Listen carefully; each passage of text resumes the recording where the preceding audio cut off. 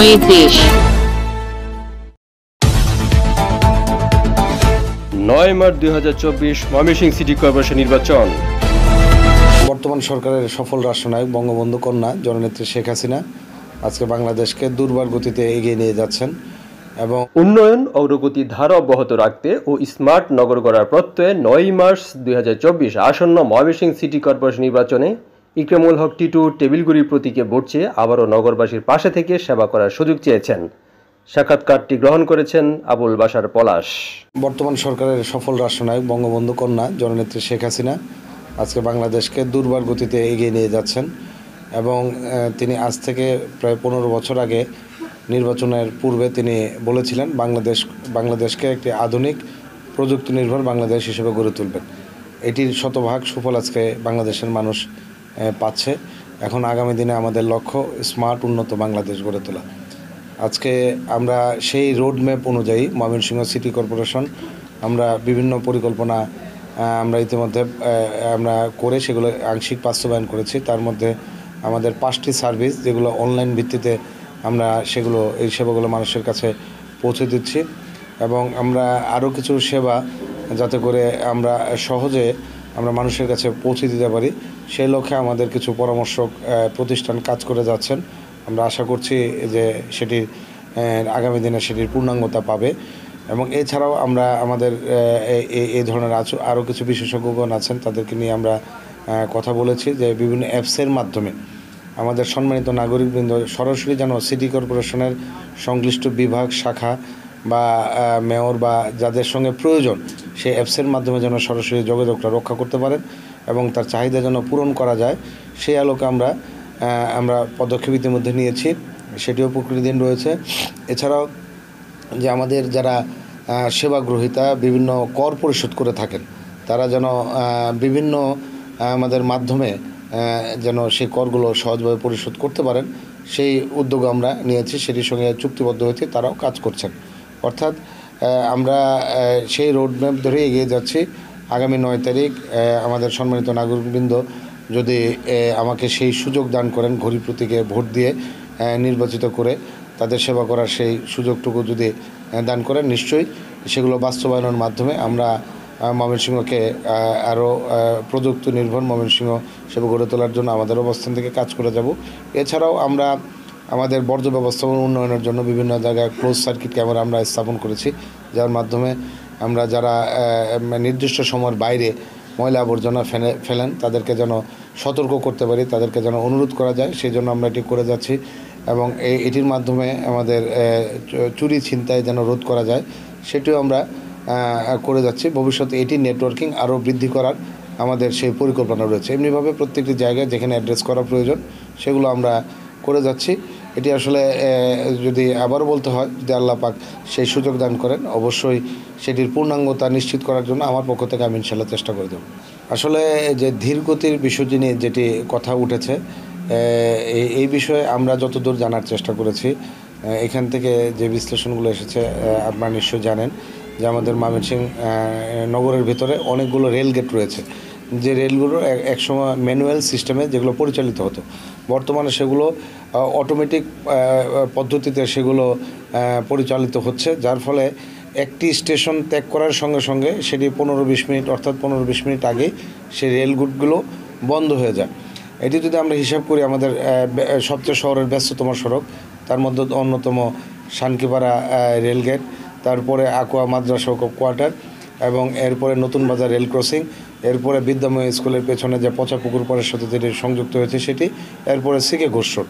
আমরা যদি হিসাব করি যে ময়মনসিংহ রেলওয়ে স্টেশনে আসার আগে এই 5টি আমাদের রেলগেট যদি 25 থেকে 30 মিনিট বন্ধ থাকে তাহলে এটিকে কেন্দ্র করে তীব্র যানজটের সৃষ্টি হয়, যার ফলে যে এইখানে একই জায়গায় আমাদের 20 থেকে 30 মিনিট এখানে বসে থাকতে হয়।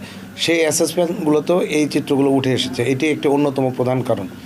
এছাড়াও আমাদের দূরপাল্লার যে বাহনগুলো আছে বিশেষ করে দেখবেন যেগুলো আমাদের বাইপাস মোড় বা ব্রিজের মোড়ে সেগুলো বিভিন্ন সময় এখানে দীর্ঘ জটের সৃষ্টি হয়। সেখানে আধুনিক ট্রাফিকিং ব্যবস্থা সেটি জোরদার করতে হবে। এটি আসলে আমরা ট্রাফিক বিভাগকে একাধিকবার আমরা অনুরোধ করেছি। আশা করছি তারাও এটির ব্যাপারে ভবিষ্যতে আরও ভূমিকা পালন করবেন। জনবল বৃদ্ধি, তাদেরকে আরও উন্নত প্রশিক্ষণ দেওয়া বা ট্রাফিকিং সিস্টেম এগুলো করা। এছাড়াও আমি যেটি মনে করি যে এই কাজগুলো এটি একটি সমন্বিত বিষয়। এখানে আমাদের যে রোলগুলো রয়েছে, যে আমাদের সড়কগুলো প্রশস্ত করা বা আমাদের এই ময়মনসিংহ নগরের ভেতরে বেশ কয়েকটি বাস টার্মিনাল রয়েছে, সেগুলো স্থানান্তর করা। এখানে এখনও কোনো ট্রাক টার্মিনাল নাই, সেটি স্থানান্তর করা। সেই ধরনের আমরা কিন্তু পরামর্শক প্রতিষ্ঠানের মাধ্যমে আমরা সেই প্রকল্পগুলো প্রণয়ন করে আমরা স্থানীয় সরকার মন্ত্রণালয়ে সেগুলো দাখিল করেছি। কিন্তু কোভিড-19 পরিস্থিতি এবং পরবর্তীতে ইউক্রেন রাশিয়ার যুদ্ধ অবস্থা, যেটির ফলে বৈশ্বিক মন্দার সৃষ্টি হয় এবং এই বৈশ্বিক মন্দার কারণে সরকার বেশ কিছু সাশ্রয়ী নীতি গ্রহণ করেন। নতুন প্রকল্প অনুমোদন, প্রকল্পে অর্থ ছাড়, এই বিষয়ে বিভিন্ন সিদ্ধান্ত গ্রহণ করা হয়। সেদিক থেকে যদি আমরা বলি যে আসলে আমরা 4 বছর 9 মাস আগে দায়িত্ব নিয়েছিলাম, কিন্তু আমরা স্বাভাবিক পরিস্থিতিতে 6 মাসের বেশি কাজ করতে পারি নাই। তো এই প্রতিবন্ধকতা না থাকলে আমাদের সড়কগুলো প্রশস্ত করা সম্ভব হতো, ইন্টারসেকশনগুলো প্রশস্ত করা সম্ভব হতো এবং এই টার্মিনালগুলো আমরা স্থানান্তর করতে পারতাম। তো যাই হোক, যদি ভবিষ্যতে এই সুযোগগুলো আসে, আমাদের পক্ষ থেকে যেগুলো করার সেগুলো যেমন সিটি কর্পোরেশনে বাস্তবায়নের জন্য কার্যকরী পদক্ষেপ নেবেন এবং রেল বিভাগ এবং ট্রাফিক বিভাগ এবং সড়ক ও জনপথের যে 40 কিলোমিটার রাস্তা রয়েছে, এগুলোর জন্য আমরা সমন্বিত উদ্যোগ আমাদের নিতে হবে। তাদেরকে আমরা অনুরোধ করব যে তারা যেন এই বিষয়ে কার্যকরী পদক্ষেপ নেয় এবং এটির থেকে আমি মনে করি যে আমরা যদি সমন্বিতভাবে কাজগুলো আমরা করতে পারি, তাহলে আমাদের যে বর্তমান যে সমস্যা, সেটি থেকে আমরা ইনশাল্লাহ বেরিয়ে আসতে পারব। আপনারা জানেন যে বর্তমান সরকার সুষ্ঠু এবং স্বচ্ছ এবং অংশগ্রহণমূলক নির্বাচনের জন্য সকল সময় বিভিন্ন যে পদক্ষেপ নিয়েছেন, তার সুফল কিন্তু আমরা সেগুলো ভোগ করছি। অর্থাৎ গণতান্ত্রিক প্রক্রিয়া, যার ভোট তিনিই দেবেন এবং যাকে খুশি তাকে দেবেন। অর্থাৎ এই প্রক্রিয়ার মাধ্যমে আমরা বিশ্বাস করি যে আগামী 9 তারিখ আমাদের সম্মানিত নাগরিকবৃন্দ তাদের পছন্দের যে প্রার্থী, আমাদের এখানে 3টি ক্যাটাগরিতে প্রার্থী রয়েছেন: মেয়র, সংরক্ষিত আসনের কাউন্সিলর, সাধারণ আসনের কাউন্সিলর। তারা নিজেরা সেটি তাদের পছন্দমাফিক প্রার্থী তারা বেছে নেবেন এবং এখানে আবারও যেটি বলবো যে আমাদের এই প্রক্রিয়ায় অনেকে অংশগ্রহণ করতে পারেন। আমি আমার অবস্থান থেকে আমার বিগত দিনের কার্যাবলী, আমি কিভাবে মানুষের পাশে থেকেছি, কতটুকু মানুষের সেবা করেছি, এটি আমাদের সম্মানিত নাগরিকবৃন্দ তারা জানেন এবং সেইভাবে মূল্যায়ন করবেন, এটি আমি বিশ্বাস করি। না, এর আগেও 2019-এ যে নির্বাচন হয়েছে সেখানেও ইভিএম পদ্ধতিতেই ভোট হয়েছে। তবে অনেকেই একটি মহল, কুচক্রী মহল, নানাভাবে বিভ্রান্ত সৃষ্টি করার চেষ্টা করছে যে ইভিএমের ভোটকে কেন্দ্র করে। তা এই বিষয়ে আমরা নির্বাচন কমিশনকেও অবহিত করেছি। প্রয়োজনে গোয়েন্দা নজরদারি বাড়িয়ে যারা এগুলো তথ্য সন্ত্রাস করার চেষ্টা করছে, গুজব রটানোর চেষ্টা করছে, তাদেরকে চিহ্নিত করে যেন আইনের আওতায় নিয়ে আসা হয়।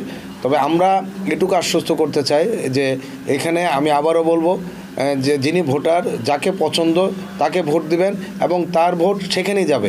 এখানে অনেকেই অনেক কথা বলছেন, এগুলো একেবারে গুজব, মিথ্যাচার, প্রতারণামূলক কথা।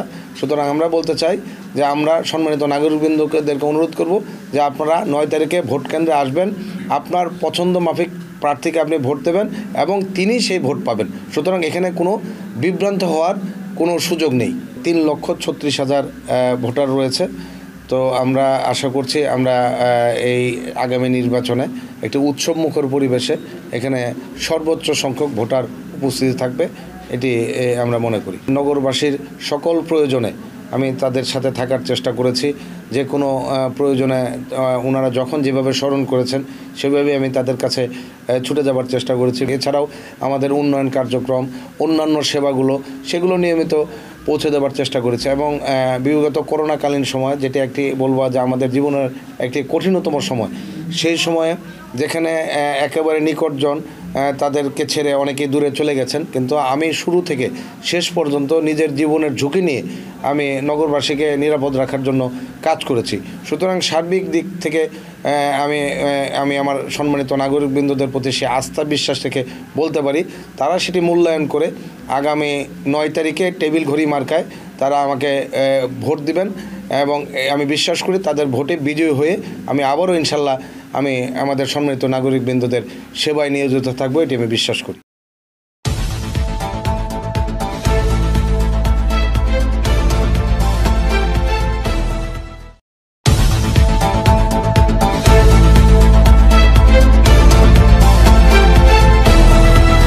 সময়ে দেশ।